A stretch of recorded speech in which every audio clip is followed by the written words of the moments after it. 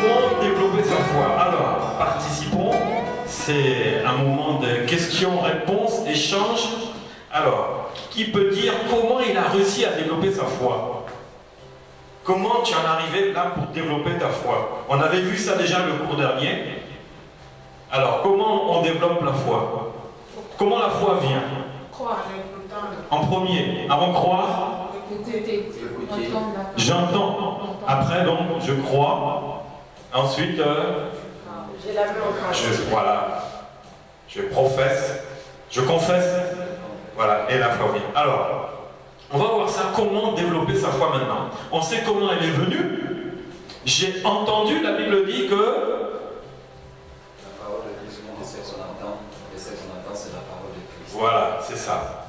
Alors, donc, la foi vient de ce que l'on entend. Tu as entendu la parole venant de la parole de Christ, tu as cru. C'est ça, la première chose. Donc, notre vie naturelle, elle est ce qu'elle est. Avant d'avoir entendu la parole de Christ, ta vie était une vie naturelle, une vie humaine, avec, avec ses succès et avec ses échecs, avec ses soucis, avec ses problèmes, n'est-ce pas? C'est ça la vie. Quand on n'est pas dans la foi, quand on n'est pas dans la foi, la parole de Dieu, on vit cette chose-là. Et tout le monde est passé par là, sans exception. On l'accepte, et quand on entend la parole, on l'accepte dans quoi? Dans nos faiblesses, dans notre vie actuelle, de faiblesse, de force, d'échec, de succès, on entend la parole, et c'est cette parole maintenant qui vient nous faire sortir de là. Enlever nos pensées, qui dit, mais est-ce que je peux y arriver par moi-même? Non, j'entends que Christ a fait pour moi. Donc, je dis, ah, quelqu'un a fait pour moi. Ma foi, je commence à croire qu'il dit, ah, mais je ne suis pas seul. Jésus-Christ a déjà tout accompli pour moi. Donc là, maintenant, là, je commence à sortir un peu de mes raisonnements pour maintenant m'axer vers ce qu'a fait Jésus-Christ. Donc, il faut être influencé par la parole. Tu étais influencé par ta vie, par l'époque, dans le monde où tu vis. Tu étais influencé par cela. Maintenant, il faut que tu sois influencé par la parole de Christ. C'est pour ça que ce que tu entends, ça va venir influencer ta vie. C'est-à-dire, la changer. Même les circonstances que tu passes. On t'a dit ceci, cela. Et bien, à partir d'aujourd'hui, tu dois croire que Jésus m'a déjà guéri, mais je ne le savais pas. Vous voyez? Donc, la Bible dit 2 Corinthiens 5,7, car nous marchons par la foi et non par la vue.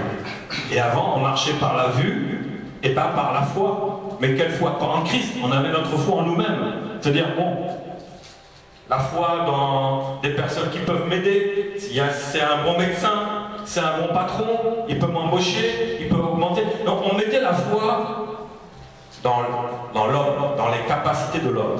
Mais la Bible dit maintenant, non, on doit marcher par la foi et pas par la vue, pas par nos raisonnements. Donc en mettant maintenant ta foi sur la parole de Dieu, c'est là que ta vie se transforme. Donc ta foi va commencer à transformer ta vie. C'est bien d'avoir la foi, mais est-ce que la foi opère des changements dans ta vie? Question. Est-ce que ta foi va opérer des changements? J'ai la foi, mais je vois qu'il ne se passe rien d'extraordinaire dans ma vie. Donc ma foi n'est pas comme il faut. Et on va voir tout ça. La Bible dit, ne vous conformez pas au siècle présent. C'est Romains 12,2. Mais soyez transformés par le renouvellement de l'intelligence, afin de discerner quelle est la volonté de Dieu, ce qui est bon, agréable et parfait pour tout. Donc, la transformation vient par ta foi. Transformation, ça va changer ta vie. Alors, donc, premièrement, comment développer la foi? Donc, on l'a vu. J'entends. Donc, j'écoute. Je confesse. J'écoute. Je crois. Je parle. Et j'assiste aux réunions spirituelles. On commence à avancer maintenant. C'est bien, tu as la foi. Mais tu fais quoi avec cette foi-là? Est-ce qu'il faut la mettre en pratique? Est-ce que tu dois développer cette foi-là? Romains 10,17 dit, ainsi la foi vient de ce qu'on entend. Voilà. Alors, mais tu vas entendre ça où? Dans l'église, mais avant d'être dans l'église, tu entends quelque part. Et ce quelque part-là doit t'amener dans un endroit. Donc, ce qu'on appelle dans l'église. Donc nous accroissons notre foi au travers de la parole de Dieu. Et c'est dans les assemblées que tu vas recevoir ces paroles-là. Donc quand ta foi commence à venir, assiste aux réunions. Parce que si tu assistes aux réunions un coup, tu n'assistes pas, eh ben ta foi, elle va faire les yo-yo. Comme toi, tu fais des yo-yo, on te voit, on ne te voit pas, on te voit, on ne te voit pas. C'est en écoutant la parole de Dieu qu'on est amené à se repentir. La foi amène à faire la repentance, un bilan de soi-même et de revoir la marche avec le Seigneur. Colossiens 1, 22-23 dit pour vous faire paraître devant lui sans défaut et sans reproche, si du moins vous demeurez fondés et inébranlables dans la foi, sans vous détourner de l'espérance de l'évangile que vous avez entendu et qui a été prêché. Voyez, vous avez entendu l'évangile, ça a été prêché. C'est prêché où? Dans l'église. Et dans quel moment? Dans les réunions spirituelles, dans les programmes. Si on te voit dans le programme, on est sûr et certain que ta foi va faire ça. C'est obligé. Si c'est une église réveillée, si c'est une église endormie, désolé, ta foi, personne ne pourra l'église endormie, tu seras endormi. L'église est réveillée, tu vas être réveillé. C'est comme ça. Si le capitaine d'un bateau, il est alcoolique, tu vas voir que tout l'équipage, il sera alcoolique. Et donc le bateau va faire n'importe quoi. Parce que le commandant fait n'importe quoi, donc tous les officiers, les marins, ils vont faire n'importe quoi. Donc, si, ici, c'est une église réveillée, donc le réveil va venir aussi dans ta vie. Et à force de fréquenter, c'est là que ta foi va augmenter.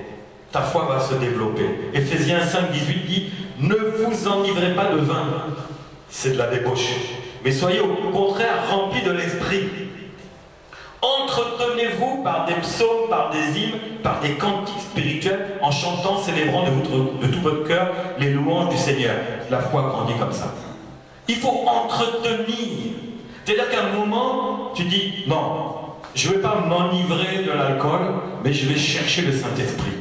À partir de ça, ta foi étant sur le Saint-Esprit va t'amener à ce que toi-même, tu vas t'entretenir, tu vas prendre soin, tu auras un entretien avec le Seigneur en le louant. Parce que la Bible dit que Dieu siège au milieu de l'alcool. Alléluia. Des louanges et de l'adoration. Amen. Donc Dieu siège au milieu de ses louanges. Et c'est là que tu entretiens la relation, c'est là que ta foi monte. Tu vois, la foi, c'est qu'il faut laisser les choses humaines pour s'attacher aux choses divines, aux choses spirituelles, tout ce qui sont liés aussi à l'église. C'est comme ça que ta foi va grandir. Plus tu fréquentes l'assemblée, réveillée toujours, plus ta vie va changer. Elle va grandir. Ta foi va grandir. Ce que tu pouvais imaginer, mais que tu te disais, ça ne marchera pas, tout d'un coup, tu vois, ça marche. Qu'est-ce que tu as fait de plus? Tu as entendu. Tu t'es entretenu avec le Seigneur. Est-ce que c'est par ta force? Non. Parce que tu es venu simplement, tu as pris le temps de venir, de consacrer ton temps au Seigneur, de venir lui parler. À ce moment-là, tu vas entendre des paroles que tu ne connaissais même pas, tu vas mettre ta foi dessus. Pourquoi il n'y a pas beaucoup de guérison dans les églises? Parce qu'on ne prêche pas la guérison, on ne prêche pas les miracles. La foi vient de ce qu'on entend. Si tu as des églises qui ne prêchent pas sur les miracles, est-ce que les miracles vont se manifester? Est-ce que les gens auront foi dans la guérison en Jésus-Christ si on ne prêche pas que Jésus-Christ a guéri les gens et qu'il faut avoir la foi pour recevoir cette guérison? Eh bien, il n'y aura pas de guérison dans l'église. Parce que la foi vient de ce qu'on entend. Donc le plein évangile, il est annoncé dans une vraie église réveillée. C'est le plein évangile. Ça plaît pas, mais ça soigne. Le plein évangile n'est pas fait que pour faire plaisir. Il est là pour annoncer la réalité du royaume. Et la Bible dit que le royaume, il a déjà été brisé. Ce sont les violents qui s'en emparent. Les portes ont été forcées déjà. Donc toi, avec ta foi, tu peux forcer ces portes-là. Elles ont déjà été forcées. Alors, d'où la nécessité pour que ta foi se développe, un, c'est d'assister à chaque réunion de ton église. C'est-à-dire que la réunion, il y a le vendredi, le dimanche, le mardi, etc. Il faut assister. Je sais de quoi je parle. Moi, au tout début, j'ai assisté aux réunions. La foi était à un niveau. Mais après, j'ai dit non, le vendredi, je ne viens plus. Vous savez ce qui s'est passé? Je m'endormais même le dimanche. Je venais à l'église, mais je m'endormais. Vous vous rendez compte? Pourquoi? À l'église, c'était endormi aussi. Et le problème, c'est que je m'endormais. Je ne venais même plus le vendredi. Donc la foi, elle vient de ce qu'on entend. Au lieu d'être dans la prière d'intercession, j'étais rentré à la maison et je regardais les matchs. Football, rugby, sport. Est-ce que ma foi allait grandir là-dedans? Non, hein, pas du tout. Ça baissait, ça baissait, ça baissait, même le doute venait. La foi, ça concerne tout le monde. De l'apôtre jusqu'au bébé spirituel. Ça concerne tout le monde. Il n'y a pas d'exception. Il n'y a pas des super champions de la foi. Pour ça, il faut s'ils veulent être des champions de la foi, il faut qu'ils s'entretiennent. Un athlète, pour qu'il soit champion du monde, il sait beaucoup, il a beaucoup travaillé. Mais une fois qu'il est champion du monde, est-ce qu'il va s'endormir? C'est le muscle qui s'endort, c'est le muscle qui va s'endormir. La foi, c'est le muscle spirituel. Tu dois travailler ta foi pour que tu sois vraiment très fort dans la foi et que tu puisses faire face à tous les problèmes qui viendront. Parce que la foi, c'est fait pour ça. Donc, bien aimé, il faut assister. Tu veux que ta foi se développe, assiste à toutes les réunions. Si cela est possible pour toi. Mais en tous les cas, même si ce n'est pas possible, fais-le par la foi. Dis, Seigneur, je ne peux pas cette réunion, mais Seigneur, je veux. Tu vas voir comment le Seigneur va faire. Mais si tu dis oui, je ne peux pas, là, tu as un problème avec ta foi déjà. Parce que quelqu'un te dit non, tu ne peux pas aller là-bas. Non, il y a ça à faire. Là, déjà, ta foi, maintenant, elle est testée. Elle est testée, dit non, non. Excuse-moi, cet esprit parle, agit, fait que je puisse me retrouver là afin que ma foi évolue. Vous voyez? Parce qu'il y aura des oppositions. Satan ne veut pas que ta foi monte, parce que lui, il a perdu la foi. Sa foi, elle n'est même pas à 1%, elle est à 0. C'est mort. C'est mort. Mais toi, elle doit monter ta foi. Assister à toutes les réunions, c'est la première chose. Et ne pas papillonner d'église en église. C'est pas comme ça que ta foi va s'établir. Aujourd'hui, tu es là, demain on te voit là-bas, après demain on te voit là-bas. Tu es le connu dans toute la région Île-de-France, c'est toi qu'on connaît. Tu as fait toutes les églises, c'est toi qu'on connaît. Mais est-ce que ta foi va monter pour ça?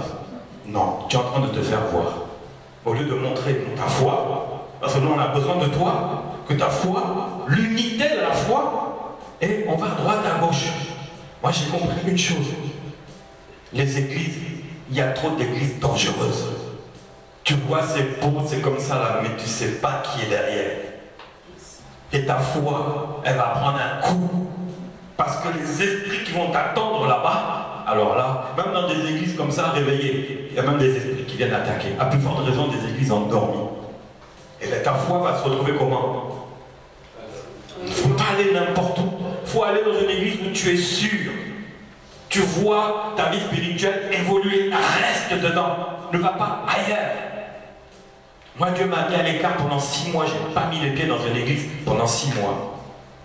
Il m'avait protégé. Et je savais, quand ma femme est partie, elle voulait aller, et quand elle revenait, ce qu'elle me racontait, plus l'église avait une réputation, plus ce qui venait derrière là, c'était grave.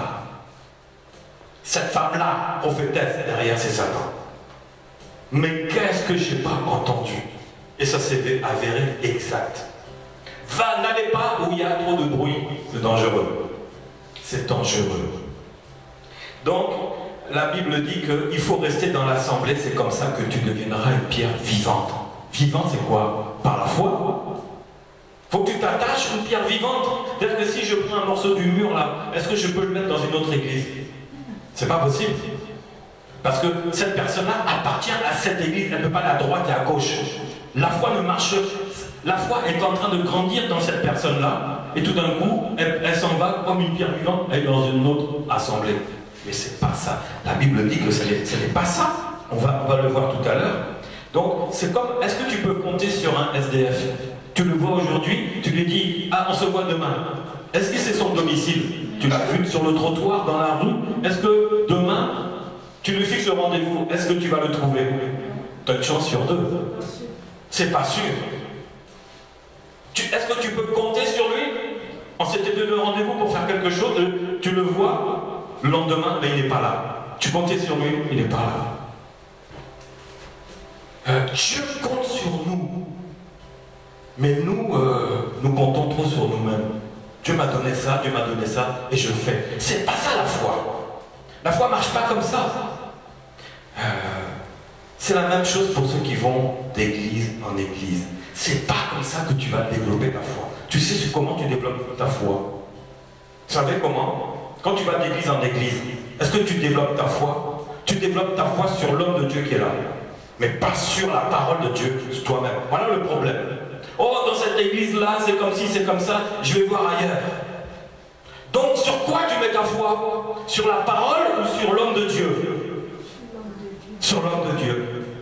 Parce que ici, j'ai pas eu mon miracle. Oui, mais la foi, les miracles viennent comment? Qu'ils soient faits selon ta foi. Donc ici, tu n'as pas eu. Donc tu dis, ça vient de l'homme de Dieu. Je vais dans une autre assemblée, j'aurai peut-être. Alors là, dans le doute. Peut-être parce que là-bas, là, j'ai entendu, oh, c'est un grand pasteur. Ben là-bas, il ne se passe rien. Tu vas dans une autre église. Mais bien aimé, la foi, c'est pas comme ça que ça fonctionne. Reste là jusqu'à ce que ton miracle arrive. Il arrivera. Parce que tu entendras la parole pour une église, dans une église réveillée. Et tu verras que le miracle arrivera dans ta vie. Peut-être au moment où tu t'y attends pas. Donc, assister au culte le dimanche n'est même pas suffisant. C'est insuffisant. Parce que c'est le minimum. Ta foi ne va pas trop évoluer si tu te dis, je vais qu'assister qu'au culte le dimanche. Alors qu'on a le culte le vendredi, mais je n'y vais pas. Dans 20 ans, vous savez quoi? La personne, elle sera toujours à sa place. Les nouveaux qui seront arrivés, qui assistent, qui s'engagent, vraiment qui ont des problèmes que Dieu, après, touche, eux s'engagent, on va les retrouver devant. Moi, j'ai mis les pieds dans une église, c'était comme ça. Il y avait du monde, j'étais assis au fond, 2 mois après, j'étais devant. Les gens disent, mais non, c'est pas normal.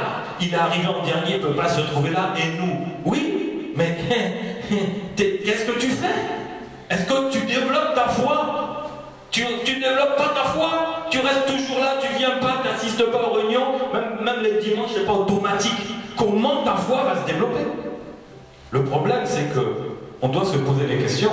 Moi, je me suis posé la question.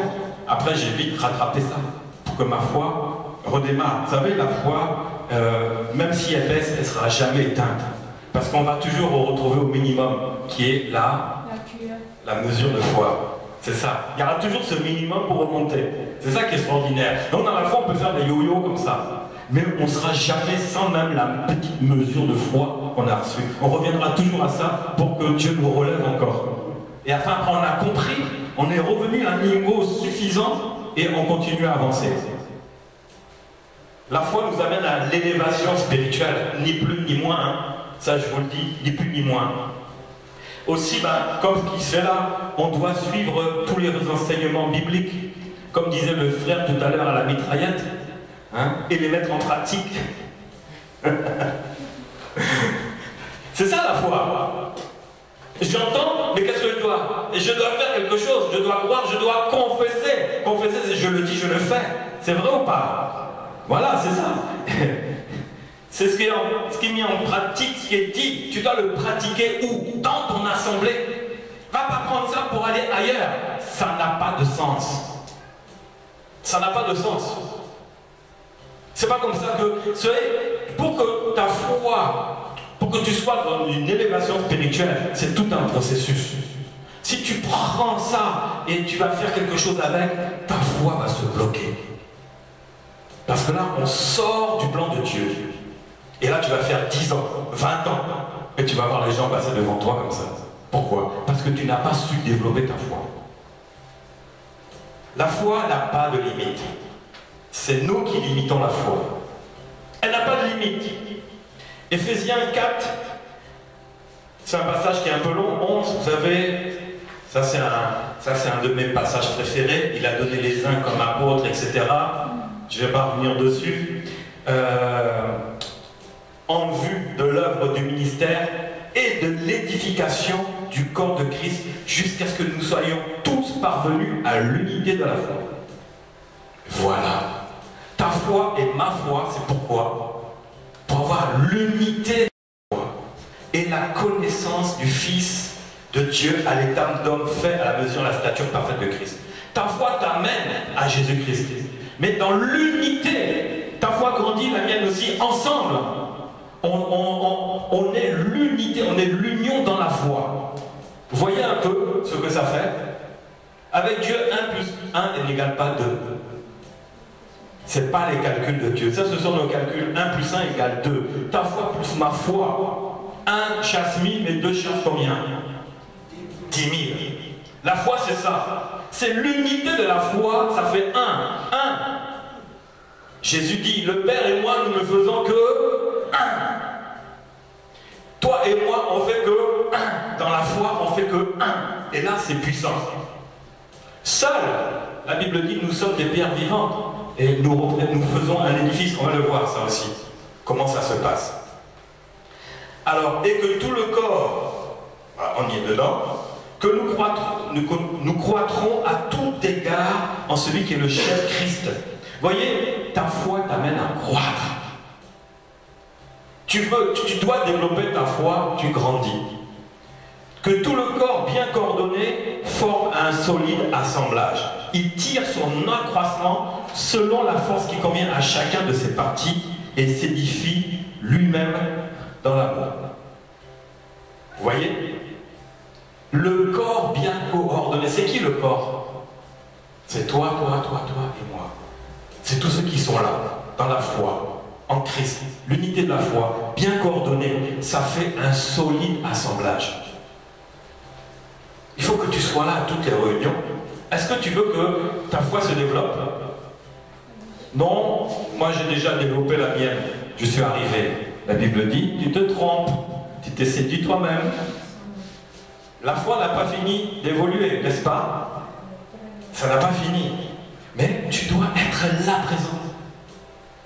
C'est-à-dire que, comme disait le frère, on doit mettre en pratique la parole, se soutenir, s'aider soi-même. C'est pour ça que cet endroit, c'est un édifice, hein, c'était une assemblée, un lieu de rassemblement pour tout le monde, mais pour tous ceux qui ont la foi, d'abord. Tous ceux qui ont la foi. Éphésiens 2, 19 à 22 nous montre qu'il faut être unis par la foi pour l'édifice commun. Ici, ta foi et ma foi, c'est pour l'édifice commun, c'est pour l'assemblée, pour tous ceux qui viendront, pour tous ceux qui sont déjà là, mais aussi pour toi en tant qu'édifice individuel. C'est là l'erreur. C'est là l'erreur où, et on va le voir, ainsi donc vous n'êtes plus des étrangers, vous connaissez ce passage, ni des gens du dehors, mais vous êtes des concitoyens des saints, gens de la maison de Dieu. Vous avez été édifié sur le fondement des apôtres, encore, des prophètes, Jésus-Christ étant lui-même la pierre angulaire. Et tout l'édifice, bien coordonné, s'élève pour être un temple saint dans le Seigneur. Tout l'édifice bien coordonné, c'est qui tout l'édifice? C'est toi et moi. Voilà tout l'édifice. D'abord, un. Alors qu'on l'a dit, on a tendance à dire, et vous aussi vous êtes édifiés pour être une habitation de Dieu en esprit. Tu es le temple du Saint-Esprit. Mais tu oublies d'abord la première chose. Avant d'être le temple du Saint-Esprit, tu es qui? Tu es le corps. Tu es l'édifice. Tu fais partie de l'édifice. Si tu dis je suis le temple du Saint-Esprit, je m'en vais, tu as oublié d'abord l'essentiel. L'unité dans la foi et en Christ. Tu as oublié l'essentiel. Donc si tu dis, moi je suis le temple du Saint-Esprit, tu n'es pas dans une assemblée, tu t'es trompé toi-même. Tu t'es trompé. Parce que d'abord la Bible dit que tout l'édifice bien coordonné s'élève pour être un temple saint dans le Seigneur. Le temple saint, c'est quand on est réunis ensemble, bien coordonnés. C'est là que, avec la foi, on peut faire des grandes choses. Et le Seigneur se manifeste puissamment. Ensuite, il dit maintenant, en lui, vous êtes aussi édifiés. C'est-à-dire que si c'est aussi, c'est qu'on a déjà été là. D'abord, ici, dans ton assemblée, dans ton église, grandis par la foi. Et ensemble, dans l'unité de la foi, vous allez voir les choses qui vont se passer. Oh non, c'est le pasteur, pauvre pasteur. C'est lui qui doit faire. S'il y a des miracles, c'est le pasteur. Eh bien non, la Bible dit que tout l'édifice. C'est-à-dire que toi tu es dedans. Ta foi plus ma foi plus ta foi égale. Dieu va faire des grandes choses. Voyez, revoyez ça un peu. En premier, c'est ça. Et la Bible dit, et vous êtes aussi édifiés pour être l'habitation de Dieu en esprit, donc le temple du Saint-Esprit. Ça, par la foi, vous le savez, n'est-ce pas? Je suis le temple du Saint-Esprit. Ne sais-tu pas? C'est vrai? Mais d'abord, est-ce que tu sais que tu es d'abord édifié ici? L'habitation, la première habitation de Dieu, c'est ensemble. Là, ensuite, ça nous amène maintenant à découvrir qu'on est une habitation de Dieu personnelle, alors qu'on a inversé la chose. Comment veux-tu savoir que tu es une habitation de Dieu sur terre, que le temple du Saint-Esprit, si tu n'as pas été d'abord édifié dans une assemblée? Ça n'a pas de sens. Tu t'es édifié dans le désert avec des cafards? Non, avec des frères d'abord. Et après tu les as abandonnés. Je suis le temple du Saint-Esprit. Là, la foi, elle a rien. Ça ne marche pas. Donc la première chose, c'est écouter la parole de Dieu. Croire, confesser, mais pratique tout ça dans ton assemblée, dans tes réunions spirituelles. Là, tu peux voir déjà comment elle est ta foi. Tu peux développer ta foi. Oh, j'arrive tout le temps en retard. Est-ce qu'il n'y a pas un problème dans la foi? Est-ce que je ne suis pas toujours là en réunion parce que ceci, cela? J'ai des raisons, j'ai des prétextes. Les raisons, elles sont valables. Les prétextes, ça, je les mets à la poubelle. Je ne suis pas venu parce que j'ai mon beau-frère qui est arrivé là, il y a la dernière minute. Prétexte. Toi-même, tu avais un rendez-vous. Pourquoi tu as accepté ton beau-frère de venir alors que tu avais rendez-vous avec ton Dieu? Tu as laissé la place à ton beau-frère plutôt que ton Dieu en te disant j'étais vendredi dernier? Non, ça ne marche pas comme ça. Ta foi, il faut développer cette foi-là. Ouais, il y a tellement de choses déjà au niveau de l'assemblée où on peut déjà voir qu'est-ce que je dois faire pour que ma foi grandisse. Où j'en suis dans ma foi. Est-ce que j'entends assez la parole de Dieu? C'est ça le problème. Plus tu entends la parole de Dieu, plus ta foi elle fait ça. Amen. Plus ça fait ça. Mais si tu entends, tu n'entends pas, tu entends, tu n'entends pas, ça va un peu être long. Alors le deuxième point, c'est dans la prière. On a passé beaucoup de temps dans la prière.